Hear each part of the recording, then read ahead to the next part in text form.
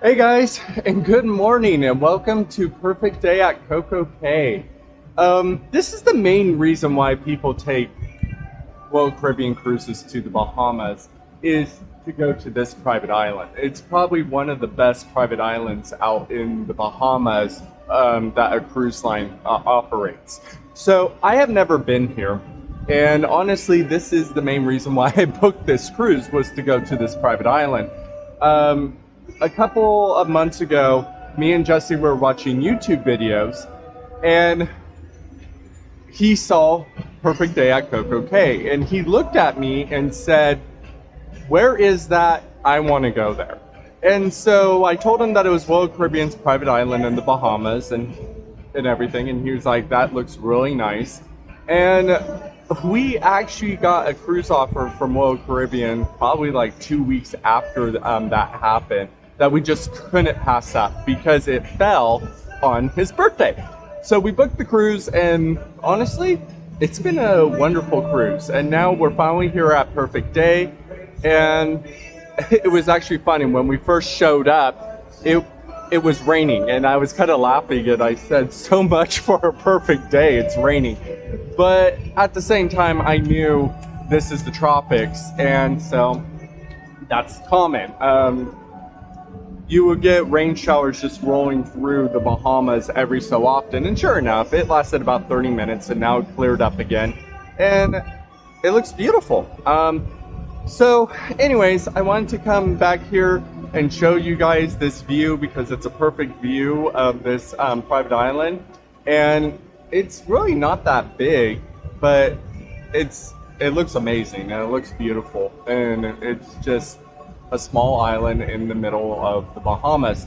Now, one thing to note, and this is actually kind of funny, and I never knew this until just recently, but right there is Great Stirrup Cay, which, if you're an NCL fan or Norwegian Cruise Line fan, you will know what that is. That is their private island, and I never realized how close these two islands are. Now, there is no Norwegian ship over there today, so I'm guessing nothing's going over, but if you're a good swimmer, you could probably swim to and from the two islands, but I don't recommend it. But I just found that very, very funny how close these two private islands really are. And another thing that's nice about today is we're the only ship here. So I have seen photos of when two Oasis class ships come here, which are the world's biggest cruise ships. Those ships carry over 6,000 passengers that they're fully booked. And so that means 12,000 passengers and crew are on the island at the same time. It's a beautiful island and everything, but I don't know how ideal it'll be with 12,000 people swamping this island, because like I said, it's really not that big from what I can tell. It's just really pretty. So that was one fear I had, is that we were going to pull in and there's going to be an Oasis class ship here as well. But luckily that is not the case. We are here and we are the only ship here. So, and I think this ship holds about 5,000 give or take. So it shouldn't be that bad. So really looking forward to this. We're going to be doing some snorkeling and everything. And yeah, it should be a lot of fun. So let's grab some breakfast and then we'll get ready and we'll head into Perfect Day at Coco Cay.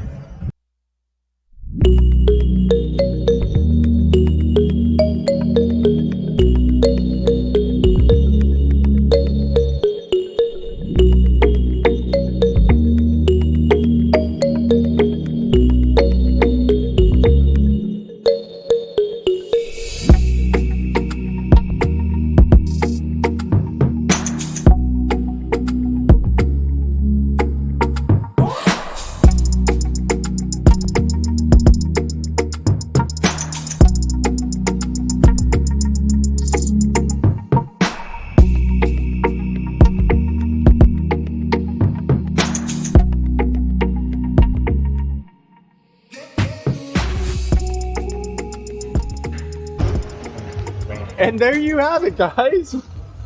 We're in Coco Cay, and as I have said in my other videos, the one thing the cruise lines cannot control is the weather. So we literally finished. We literally just got to the end of the pier and onto the island, and a downpour hit. So this is the Caribbean. It is known for thunder showers. Doesn't really matter when you come here. They just kind of come and go, and you don't know when they're gonna hit.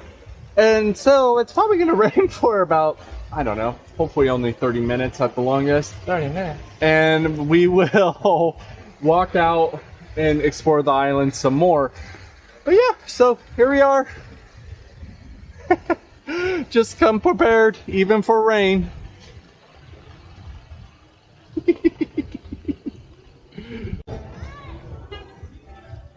And there we have it. So it's only been less than 10 minutes and the rain is already starting to die down. Like I said, that is how the weather is in the tropics, especially in the Bahamas. So let's keep walking around and see what's all here.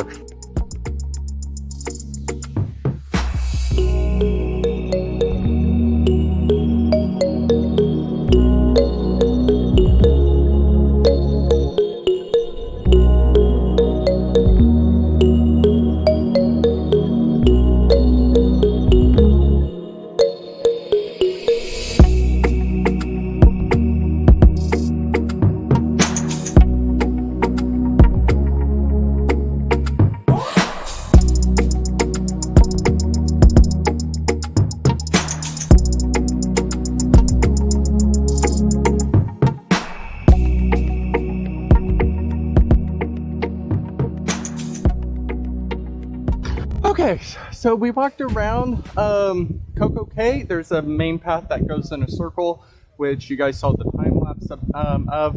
This place is absolutely beautiful, and it's actually a lot bigger than I thought it was. From the ship, it looked relatively small, but once you're on the island, it's actually really, really big. So that's a pleasant surprise. Anyways, so as you guys already know, I really like to snorkel. And the snorkeling area is off the coast of Chill Island. And so we came here, found some chairs, and just kind of set up camp, if you will, or base of operations. And I'm getting ready to go snorkeling. Jesse wants to go to the pool, so I'm gonna do some snorkeling and show you guys how that is, and then we're probably gonna head off to the pool after that. One thing about the snorkeling, and I'll give you guys a pro tip. So they do have snorkeling gear here, but it's 43 bucks to rent the snorkeling gear here, which if you ask me, that's a lot for snorkeling gear. If you're like me though, and have your snorkeling gear, bring it with you, because since I had my snorkeling gear, the only thing I really needed was a vest, because they do require a vest to go snorkeling here because there's some really deep areas. If you just need a vest, you just have to check it out, and the snorkeling is actually free. So there's your pro tip. If you like to snorkel and you're coming here, bring your own gear and save yourself 43 bucks and just check out a life vest, and you could go snorkeling all day long and they're not going to stop you. So anyways, let's get ready and head out to the ocean and see how the snorkeling is. I believe there is a plane out there actually, so I'm not sure if it's big planes or small plane or what, but I'm gonna try to find it. So anyways, let's see. Okay, so I got into the water and I hope you guys can see that, but there is a jellyfish. So a lot of people are saying there's a lot of jellyfish floating around today. I guess they're in season. So that's one thing I have to keep an eye out for. So we'll just see. Anyways, oh, there's another jellyfish. Right there. Okay, so let me get my snorkel gear on and we'll head out and see if we can find this plane wreck that's supposed to be here.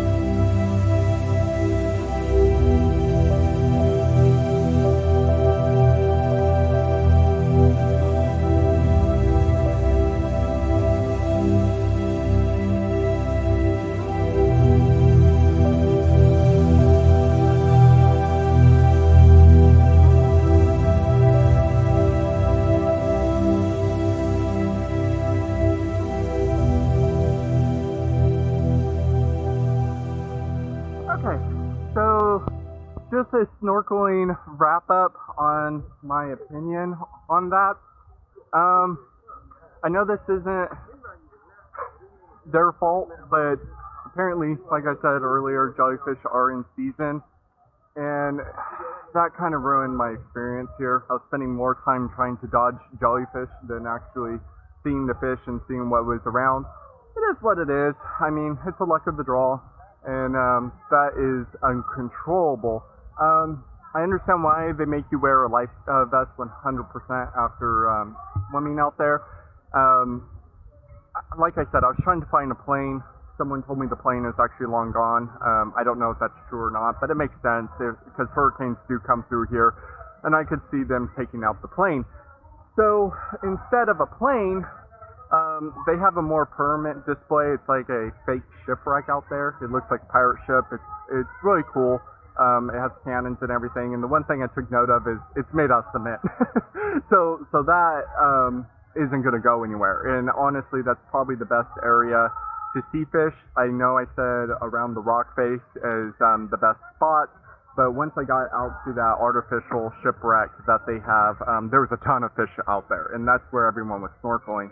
But yeah, when you're out there, it's really, really deep. It takes a while to swim out there, and so I fully understand why they make you wear a life vest if you're going to be doing snorkeling here.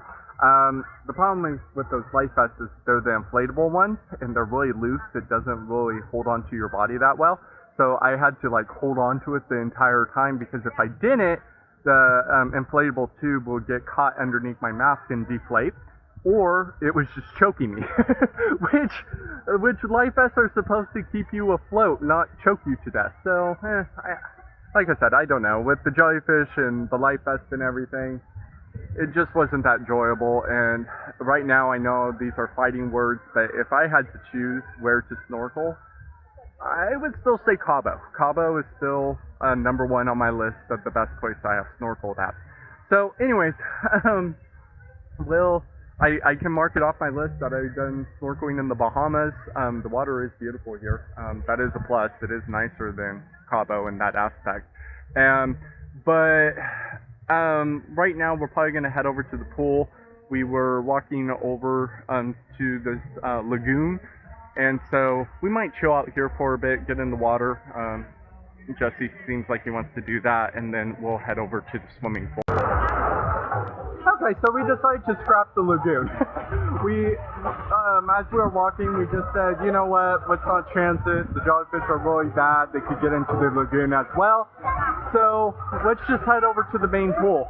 And this pool is the biggest pool in the Bahamas, and it is really nice. It's not concrete. Well, I think it is concrete underneath it, but on top is a rubber mat floor, and it's really nice to just walk around. So anyways, I think it's pool time, guys.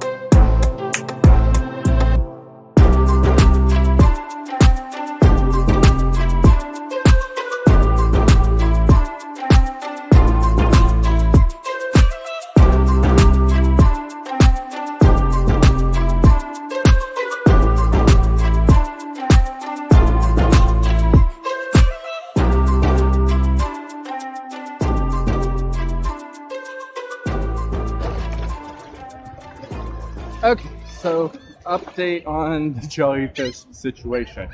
I confirm they are in this area. I talked to some people that are swimming, and they said, yeah, the jellyfish are pretty bad. They said that's why everyone is staying close to the shoreline, because apparently the farther you go, the worse it gets. But if you stay by the shoreline, it's not as bad. So, with that said, it's a no to snorkeling. Which, like I said, this isn't the designated snorkeling spot. And a lot of jellyfish. Just looking. Oh, there we go. There's another person talking about jellyfish. So, a lot of jellyfish. So, a whole bunch of them. So anyways, we're gonna stay close to the beach and the shore and just wade in the water and relax. It's really nice. It's a beautiful beach. Water is extremely clear. So yeah, I'm gonna enjoy it.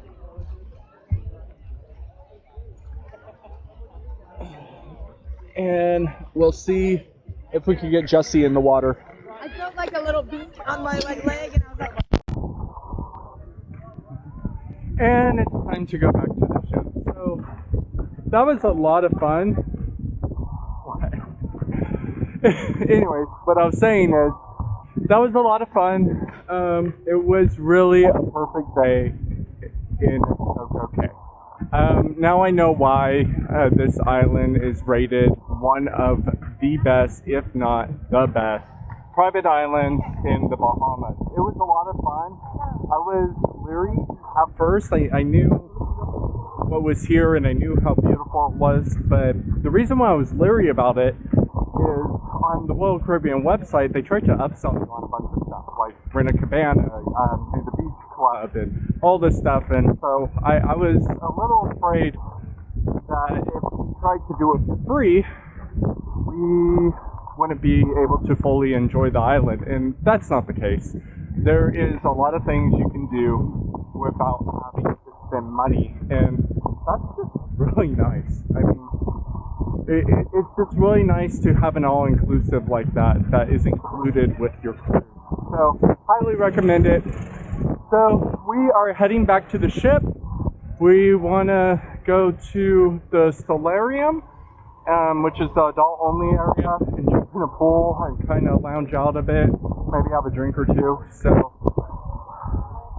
So we'll take you with us. Yeah. Goodbye, Coco Cay. Hopefully we'll see you again in the future. So once back on the ship, instead of going to the solarium, I decided to try out the sky pad. And Jessie actually made fun of me, saying I look like a giant baby. Then we ran down to the main theater to see the Broadway show Grease being shown on the ship. And this caught me by surprise. I honestly did not realize Grease was going to be on this ship. So this was definitely a must-see. And something you also have to see if you're going to be on the Independence of the Seas.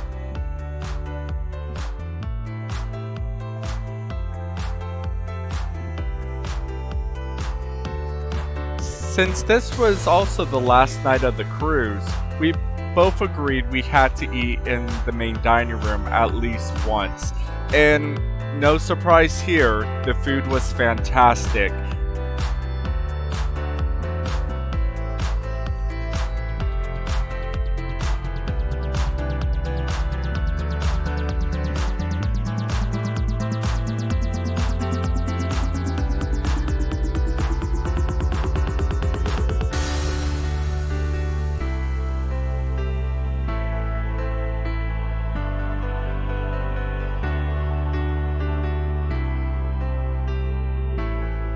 If you like this content, please like, share, and subscribe. And until next time, I leave you with this: why not travel?